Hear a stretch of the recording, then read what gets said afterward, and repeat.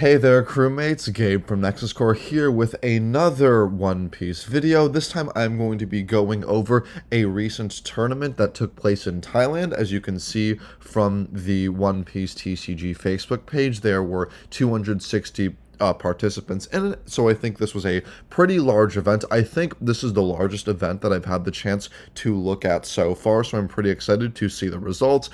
Mild spoiler, the winner was Red Green Law, so we will take a look more in detail of that winning list at the beginning, or at the end rather. So we're going to start off where we usually do, starting with 8th place, because this seems to have the top 8 for the event. So first off in 8th place is going to be Mono Green Kid. So first off, the first thing that catches my eye is that they're not running any Punk Gibson, and they're only running 2 Paradise Waterfall. I think this is a pretty interesting way to go. I can kind of see the merit behind it because the Punk Gibson does cost 2 Dawn, and because you can't really attach Rested Dawn in Mono Green to Kid, the turn you play 8-drop Kid, you wouldn't even be able to do Punk Gibson unless you did not use Kid's effect, so that can create kind of wonky timing, and they're opting to run 3 of the Mono 8 Kid as well as 4 of the 7-drop Kid, which makes sense given their relative Dawn cost and how much it costs to play them. They are opting to run in Beppo. There aren't many Heart Pirates in it, so my guess is that it's because Beppo has 2000 counter, which I do think makes sense, just giving you more protection options. In the mid-drop range, we have 2 copies of X Drake and 2 copies of Basil Hawkins. Another thing I can see the merit for, Drake does come with counter attached, even though it's 1000, which is helpful. I personally prefer the Hawkins just because I think it's very, very good in most matchups, but being able to take down something of 4 cost or lower really can help, so I think Drake is solid. They're also opting to run in 3 copies of Okiku, which I'm still very iffy on if you watch any of my kid-related videos, so I am unsure really of this, but a lot of the green players do seem to be running Kiku, so frankly that might be a problem on my behalf, so should probably be looking at trying out Kiku at the very least. And as you can see, they are also opting to run in a Wano-based package with Momonosuke, which I think makes sense, especially with Kiku, so they are running a total of 4, 12, 16, 19, 23 Wano, or 25 with Waterfall. So the deck is half Wano, half Supernova. So I think this is really interesting. And they are also opting to not run any copies of the on-play killer, the 3-cost one that can kill something of 3 or less. I think I'm just a bit conservative, so I'm kind of stressed out by the lack of high-cost counters. We have Hawkins and Kiku and all of these high-cost kids that don't have any counters. There isn't a Punk Gibson, which just stresses me out as a kid player, but I guess that's me needing to be too defensive. But this got 8th place, so I think overall this is a very solid list, and it does give me some interesting ideas of what to try out, especially with the success of Kiku within the build. But beyond that, I think a lot of the things that we've seen do make sense. We're expecting a high number of kids. We're expecting to see both of the 7 and 8 kids. Hawkins makes sense. The low-cost blockers, and anything with 2000 shield with Apu and Beppo. So I think this definitely does make sense, and it has a lot of interesting ideas behind it. Next, in 7th place, we have Kaido. So quite a few things to talk about kind of right off the bat. So first off, they're opting to run 3 of the start deck Kaido, 1 of the board wipe Kaido, and 3 of the promo Kaido. I think this is the first purple list we've seen that runs the promo Kaido. So if you don't know, Kaido is an 8-cost, 9000 power character whose effect is at the end of the turn you can get 1 Dawn, and I believe you said it is active. I think this actually does make a bit of sense because, first off, he's very solidly statted. He's 8 cost for 9,000, so he can natively hit over Kid for the same cost. But also, because we're running a high amount of minus Dawn cards, we have 3 of the start deck Kaido, we have the leader Kaido, and being able to have, if you have both Onigashima and 1 of this Kaido out, that really is all of the incentive to use the leader Kaido's effect. And really, I think it'd be kind of wild if you had Onigashima and 2 of the promo Kaidos out, because you get your 2 Dawn at the beginning, your 1 rested from Oni, and then 2 from the promo Kaido, so it just means you get all of these done very quickly. So I do think there's solid logic behind that. In the control range, we are seeing there's 3 copies of the 6-drop king and 1 of the 7-drop. I think it's pretty interesting how we're slowly seeing a shift away from more of the 7 kings and more into the 6th. I think it makes sense because king being lower cost means it's easier to get him out, and in the kid matchup, being able to just get something that can answer kid quickly, I think is important. And I guess in a lot of the decks, being able to kill off 1/4 and a 3 and a 2 doesn't mean that much, especially in the Kaido matchup. King doesn't do that much to begin with. The 7-drop king, so it really just would be a beater in that case. So I think this does make sense. They're also opting to run both Buena Festa and Orochi, solely because they have 2,000 counters, because there are no targets for either of them. This is a thing we've seen before. I can see the logic behind it because the deck runs so many of the big cost Kaidos that you really don't want to be running things that even have low cost, especially because Blast Breath exists. Like, because of the cost of 9 Kaido, you're probably not going to want to run both Higu and Black Maria. The only events are Blast Breath, I think makes sense. I think another way to highlight the defense of this deck is running 4 copies of Ulti, but or page 1, or I think this is actually in the deck, so 1 page 1, really just because it costs 2,000. Something I find interesting is there are no copies of Uta, which I think does make sense. This is really a very high aggro version of Kaido. You're just going to want to get all of these big guys out as soon as possible, and you just do not want to deal with anything that could interrupt that. Like, if your hand is 2 copies of Kaido and Uta, you're not going to be playing the Uta. So I think this is a pretty interesting way of looking at the deck, and something that I think I'm actually going to try out myself, especially with the promo Kaido. Next, in 6th place, we have another mono green kid list. This is going really heavily into the blockers, as you can see by running Penguin and Sachi. I do have a bit of question just because they're only running 3 of each. I think you'd want to run more solely because they play each other from hand, so having more means you have not only a higher chance of activating it, but also a higher chance of being able to activate it multiple times. So I'd probably want to run at least max out of both of them.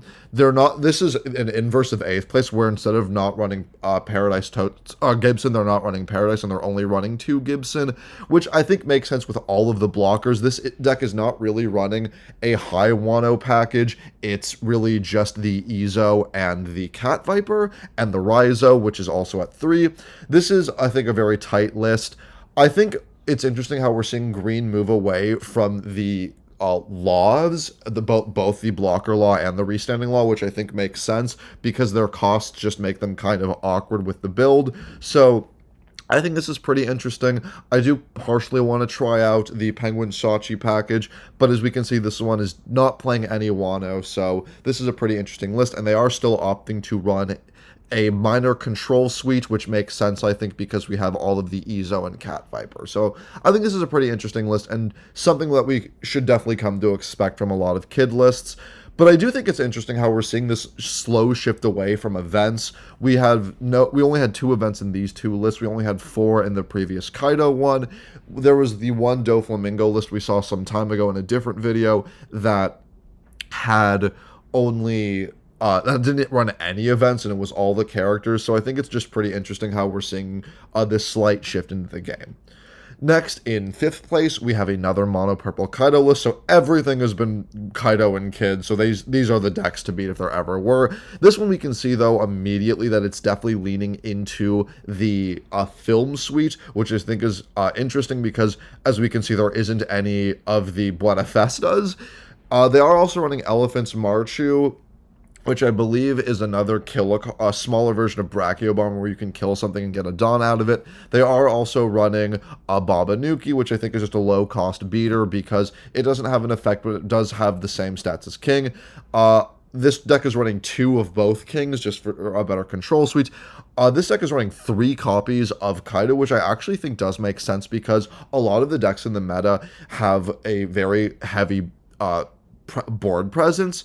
if you're playing against Kid, they're going to have a lot of blockers set up. If you're playing against Luffy or Zoro, they're going to have a full board. Same with Green Red Law. So being able to just immediately answer anything that wants to have a big board really, I think, makes sense. The only thing that I do find questionable, though, is by running 3 of these, they're still running the Kings, which it just seems that it doesn't make much sense to me personally, because you're going for the board wipes. So these individual targets, I don't know how much I would want to run, especially because this is an insanely high dawn curve. There are 2, 4, 6, 7, 9 or 10 cards over about a fifth of the deck is above the cost of 5, so I'd feel like I'd want to at least drop some of these for more shields. They're also running I forget her name, but she's on play. You can get a Dawn, which I think is solid, and it just really emphasizes the Dawn ramp this deck can have. But yeah, this is a very, very, not really as aggro as the first one because there isn't all of the Kaido rush, but there's definitely a very strong emphasis on Dawn Ramp in this deck, which I do think makes a lot of sense. Now into top 4, we have a red-green law list. Wow, there is glare here. This is the blocker law. So I think, again, this is a very, this red-green law list makes a lot of sense. We're running 4 Robin, which is great for the control, 4 Chopper for the low blocker, same with Bej.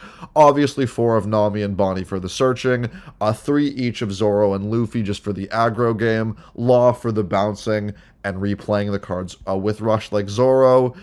We have Cat Viper, which I'm actually a bit unsure about. I guess it's just to ignore some blockers. We're running Brook, which I think makes sense. It's a 2k blocker, and you can just reuse Dawn. We're running 2 of the Dawn Nami, and then, of course, because the Kid matchup is a nightmare for this deck, it is opting to run 2 Round Table, 3 Jet Pistol, and 4 Tama, again, for her shield and being able to answer Kid. So I think this list definitely makes a lot of sense. Only thing that I think is of note is they're not running any Saba Odi, and they're only running 2 Killer in the deck that really wants a heavy board state. But I think overall this is something that we can definitely come to expect from red-green law lists moving forward. Next is Kaido, which I think this is the synthesis of the other 2 lists we've seen. We have the Babanuki, we have none of the 7 Kings, but we're running 3 of the 6 ones. We're running the promo Kaido, and both a decent amount of board wiping and rush Kaidos, and then early game Dawn Ramp with Jack and Onigashima. This one I think definitely makes a lot of sense. It's also running both of the blockers, so everything is a low-cost blocker, 2,000 in hand, or just a big guy that you're going to punch with. So this is what we like to see from Kaido. But yeah, they are opting to run Buena Festa, but there's so few film cards in it that it does look like it's just for the 2,000 counter, so yeah, I really don't know. I think there really is much else to say. I think this is just what we can come to expect from a Kaido list. Next, second place, we have Kid. So the first thing of interest is, forget that thing that I said, they are opting to run the restanding law, which honestly seems a bit questionable to me because it looks like the only target is Hawkins, because I believe Law can only restand Supernova. Somebody correct me if I'm wrong. They're running Beppo for the counter, 2 Hawkins for its effect. They're running the other not Kill Drake just for power, so this seems to be a more aggro-focused build, because we can also see that with the promo Yamato, who, full disclosure, I just don't know what the promo Yamato does. Somebody please tell me that in the comments below. Another way that we know this is an aggro one is it's opting to run the Straw Sword. There is no defensive events in here, so it looks like every defense is a blocker or a 2,000 counter. Everything else exists to beat face. So this is an interesting take on Kid, and another one that I think is worth looking into.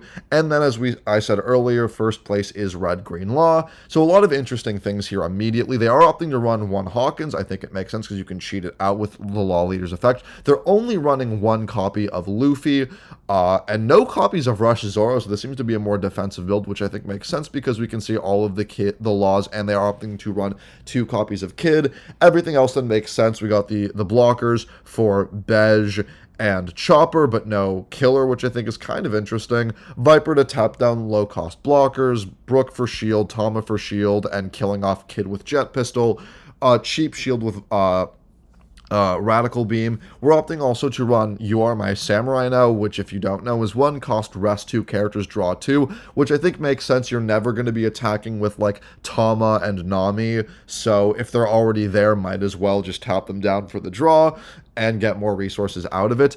I think I'm very happy to see this because, as you all know, if you watch my video, I love the red-green law list, but it seemed that from the past videos we've looked at it, it really lost a lot of steam, so I'm glad to see that it's slowly being able to find its place in the meta, and we are figuring out what it needs to do to contend with a lot of the big things, but just a thing that I find really interesting is this was, of course, we only looked at the top 8, where in the other videos we've seen more, and I don't have access to what everybody was running in those percentages, but in the top 8, we saw 3 decks. It was Mono Purple Kaido and Mono Green Kid, which easily are the 2 best decks. The last full video we looked at had the 3rd highest one being Doflamingo, and now it's Red-Green Law, so the meta is kind of the Wild West. It looks like everything and anything really does have the chance to win, which is just so wild to me how diverse the meta is. Of course, we have the 2 decks we see everywhere,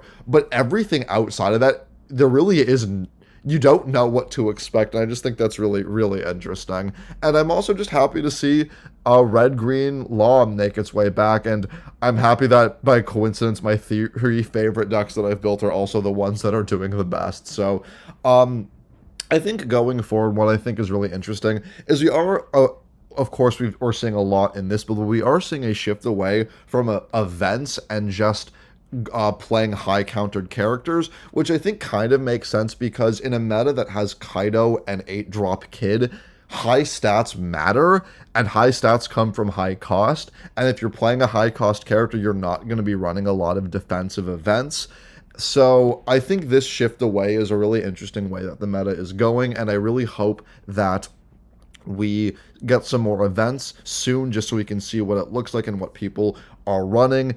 As I keep saying that I think the meta is slowly stabilizing, and while I do think that's true, I think it's just interesting how varied all of these builds look. This looks very different from the other red-green law list that we saw. All of the Kaido lists had a lot of differences between them, so I just think it's pretty interesting how even in set 1, we have 1 set, 5 start decks, and some promos, and all of these decks just have so many differences, which just makes me all the more excited to play this game, which I think just makes me happy to be a part of the One Piece card game community. So that is going to wrap it up for this video. Thank you all for watching, and I will see you all in the next one.